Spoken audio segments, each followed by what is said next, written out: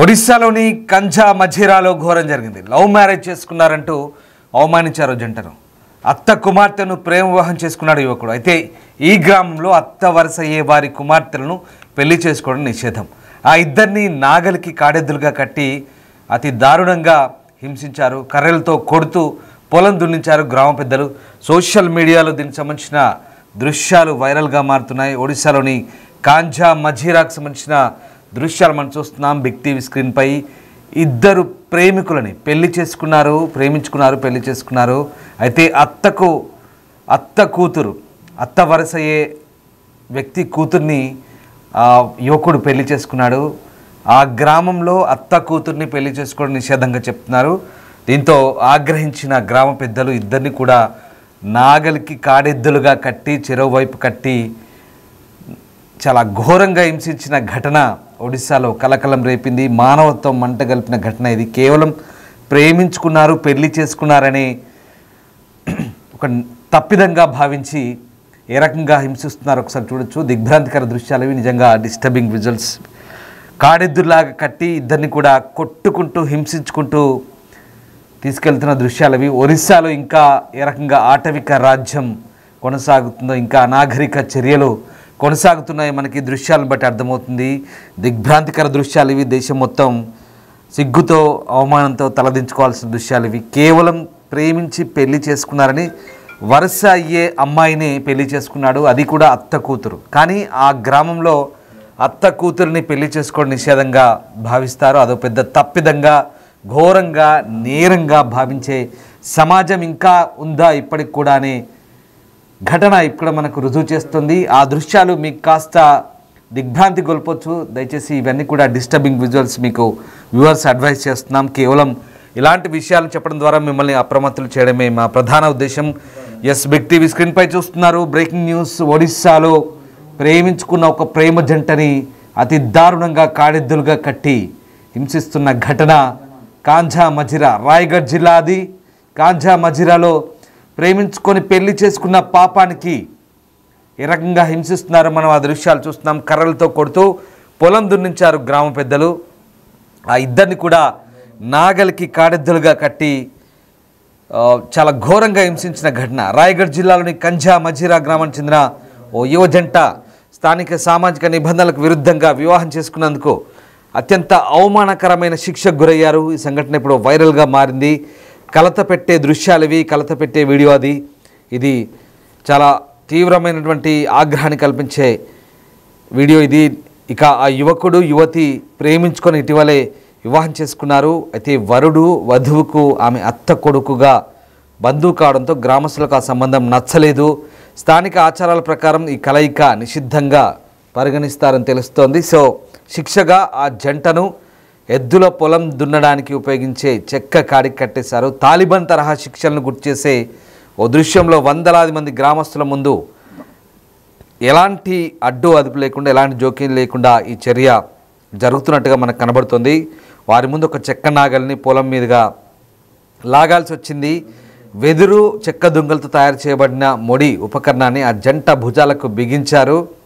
ఎద్దుల మాదిరిగానే వాటిని కాడి కట్టి వ్యవసాయ జంతువుల్లాగా దున్నాల్సి వచ్చిన పరిస్థితి. బహిరంగ అవమానం తర్వాత జంటను గ్రామ మందిరానికి తీసుకెళ్లి వారు గ్రహించిన పాపాన్ని శుభ్రం చేసే ప్రయత్నంలో భాగంగా శుద్ధీకరణ కర్మలు కూడా. అసలు ఎంత దారుణం ఇది, ఎంతటి ఘోరం ఇది. స్వతంత్ర భారతంలో ఇంకా ఇలాంటి అవమానకర ఘటనలు జరుగుతున్నాయంటే అవునని అనిపిస్తుంది. స్థానిక సామాజిక నిబంధనలకు విరుద్ధంగా వివాహం చేసుకున్నారట. ఆ జంటను శిక్షించాలని, అవమానించాలన్న ఉద్దేశంతో ఒడిశాలో ఓ గుంపు వారిని ఎద్దులాగా కాడికి కట్టి పొలం దున్నేలా చేసింది. ఈ కలకలం రేపే ఘటన, ఈ వీడియో ఇప్పుడు సోషల్ మీడియాలో వైరల్గా మారుతుంది. నిజంగా సభ్య సమాజం తలదించుకునే ఘటన. కేవలం నచ్చిన వ్యక్తిని పెళ్లి చేసుకోవడం. ఆ గ్రామంలో అత్త కూతుర్ని పెళ్లి చేసుకోవడం నిషేధం అంట. అయితే మాత్రం ఈ రకమైన శిక్షల, తాలిబాన్ తరహా శిక్షలు.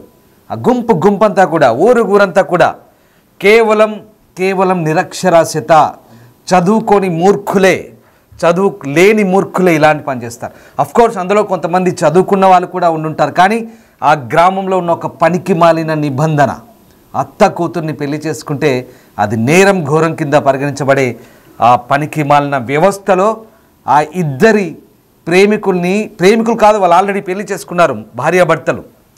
ఏ రకంగా ఒక నాగలికి కట్టి కాడికి కట్టి కాడెదురులాగా వాళ్ళతో వెదురు బొంగులు, అది రా వెదురు, పచ్చి వెదురు బొంగు కట్టి ఆ మెడకి కట్టి, మెడకి కాడెద్దులాగా ఎద్దులకి ఎలా కింద కడతారు, కట్టి కర్రలతో కొడుతూ అత్యంత దారుణంగా, పాశవికంగా, ఆటవికంగా, మనుషులేనా అసలు?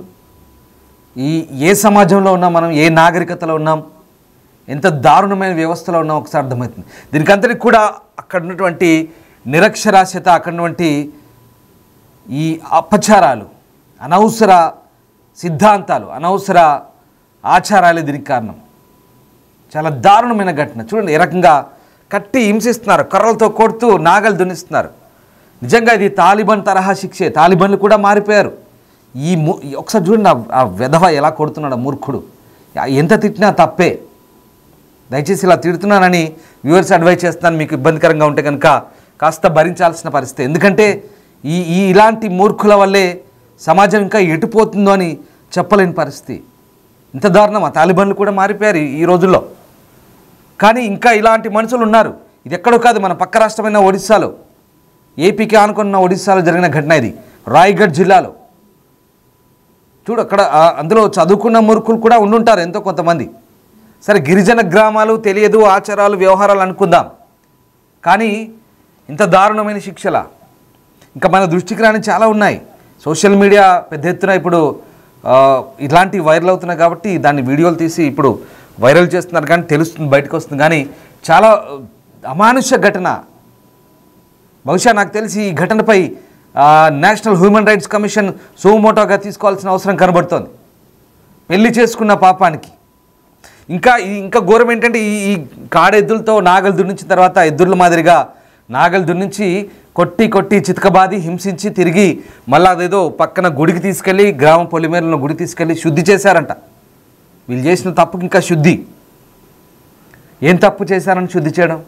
నచ్చిన వ్యక్తిని, ప్రేమించిన వ్యక్తిని పెళ్లి చేసుకొని తిరిగి గ్రామానికి రావడమే వాళ్ళు చేసిన తప్పు.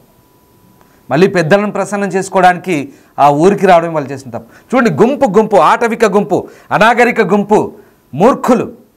ఏమనాలి వీళ్ళని? మనుషులా, రాక్షసులా? ఇలాంటి వ్యక్తులను ఏమంటే బాగుంటుందో మీరే కామెంట్ రూపంలో చెప్పండి.